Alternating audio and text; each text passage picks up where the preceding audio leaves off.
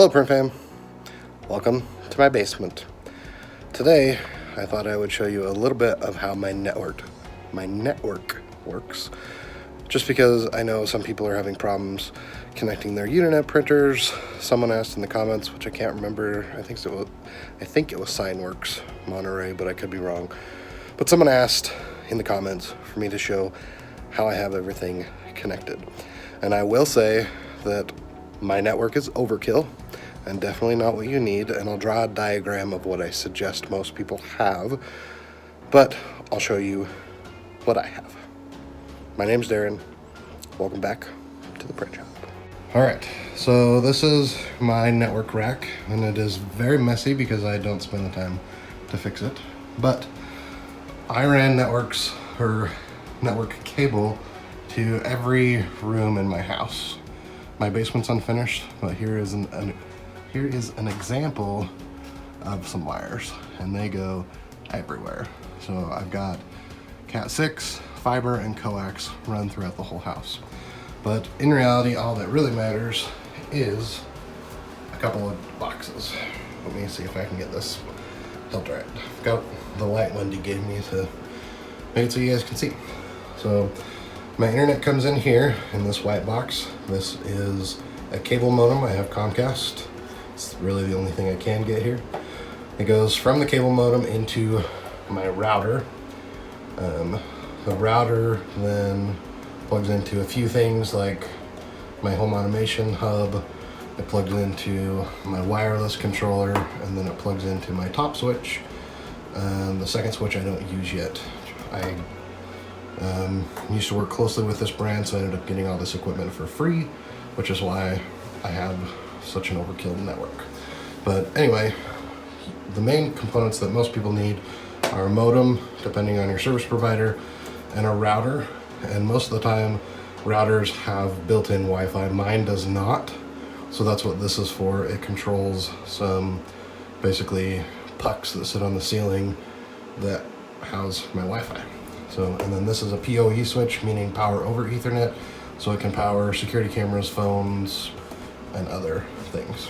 So that's really about it. If you look a little bit farther, I've got my whole home audio. We skipped my security camera, and then we've got my server down here. So I've got about 10 terabytes of storage, nothing extreme. This is probably 5-6 years old, so it's ready for an upgrade. And then I use this monitor to look at this system if I need to. Usually I just run it what is called headless, but I have it mostly connected to the security cameras so that I can modify that. So now we'll go back to the print shop and I'll draw you a little diagram of what I suggest most people have. All right, I'm gonna do my best, but it's hard for me to work around the tripod. So in short, you have, and I can't even spell because I'm thinking, you have your internet that comes in. And depending on your service provider, you may or may not have, sorry, Bobcom. So to start over, you have your internet that comes in. Depending on your service provider, you may or may not have a modem. From there, you want to go to your router. And in most cases, your router is also an access point or an AP. So that's what most people think of it as. And in that case, then you go to your equipment.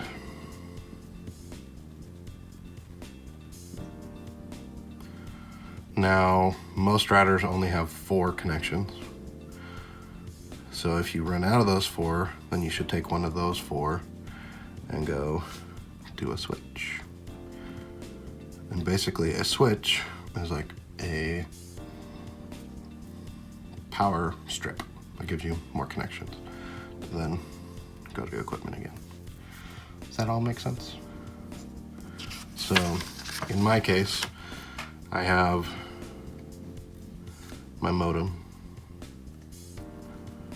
My internet comes in from Comcast. Goes to the modem. From my modem, I go to my router. from my router, I go to a switch. Bro, what? You told me you didn't have a Switch. What's your friend code, dude? Let's play some Animal Crossing. Let's do it. And then I go to all my equipment. Now again, like this goes to cameras, it goes to my PC, my printers. My router does have my home automation hub. Odd, I can't even spell. And then I do go to my wireless controller, because off of here I have my AP, because my router is not an access point. So I have separate access points. So that's kind of how it works. If I pull up here, you can see that these are the networks that come out. And I actually have another switch there because I only ran 4 outlets, thinking, I guess 4 ports, thinking that was plenty, but it's not.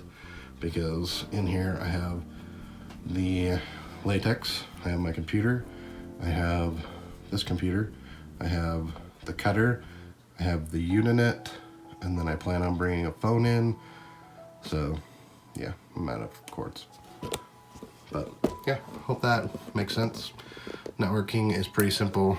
I guess what most people have is they have internet. And then usually what most people have is a modem router AP combo. So it's a single box that also has their Wi-Fi. In this case, again, it's typically you've got 4 ports. So if you need more than 4, then you want to switch. But if you guys have any network questions, this is what I used to do. So happy to answer. I tried to keep this as layman terms as possible, and I'm definitely not a network engineer or admin, but I do know how to wire them and set them up. So if you have any questions about your setup or how to connect something or the right way to do something, happy to help. Really, I think the only other thing to talk about with my network is if I'm outside of my network, so say I'm away,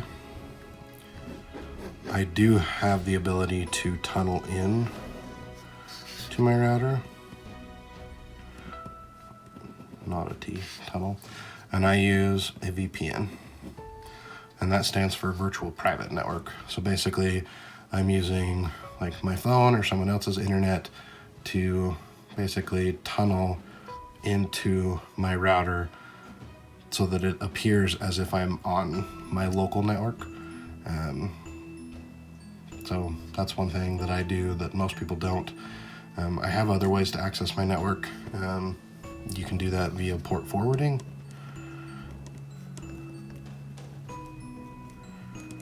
That's a little less secure because people can hack into the ports and they can scan your IP to see what ports are open. So if you do use port forwarding, I suggest at least changing what port so you're not using like a default port to get in. So hope that helps and answers any questions.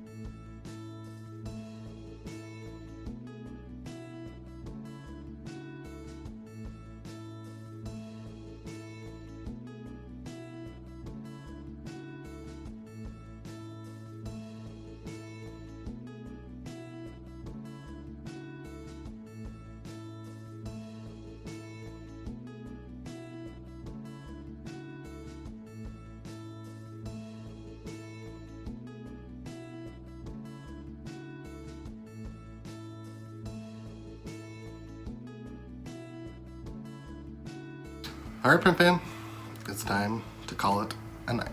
Bob still is going to come back and finish up the shirts. As you may have seen him working in the time lapse, there's some white toner shirts. They're for 3 different customers. We did have to print another sheet because the design didn't properly marry for one of the sheets. Well, 2 of the sheets messed up, but there were 2 designs per or 2 shirts per sheet, so 1 extra sheet to get it going. But yeah, still love and use the white toner all the time. If you're interested in buying one, got an affiliate link down below. But other than that, got some stickers and stuff packaged up to go out in the mail tomorrow. Some heat transfer vinyl that I did that I don't think I got any footage of. So yeah, pretty productive today. Tomorrow, I know, well, tomorrow, possibly tonight, I'll be back out to do some books for homeschool, and we've got just some kind of random stuff to do. So make sure you come back tomorrow to find out what exactly it is that we did do. In the meantime though, if you have any questions about what I do, why I do it, how I do it, etc., leave those questions down in the comments. Thank you, Cam, for editing the video. Really appreciate you. If you guys want to support the channel, you can do so with links down in the description. Patreon, Amazon affiliate, and all that fun stuff. But I do just appreciate you watching, liking, being here, subscribing, sharing with friends, etc. I did record another vlog though, and it's up on Patreon, so if you want to see that, become a patron today. As always, we'll see you in tomorrow's vlog. Huge shout out to our patrons over at patreon.com/TTMS.